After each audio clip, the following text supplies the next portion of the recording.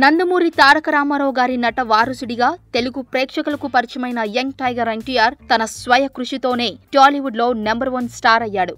అయితే ఈ young tiger తన కొడుకు అభయరామ్ పుట్టుకతో పూర్తిగా మారిపోయాడు. ఇప్పుడిప్పుడే కుటుంబ బాధ్యతలు తెలుసుకుంటూ తండ్రి పోస్టులో ఉండే ఆనందాన్ని ఆస్వాదిస్తున్నాడు తారక్.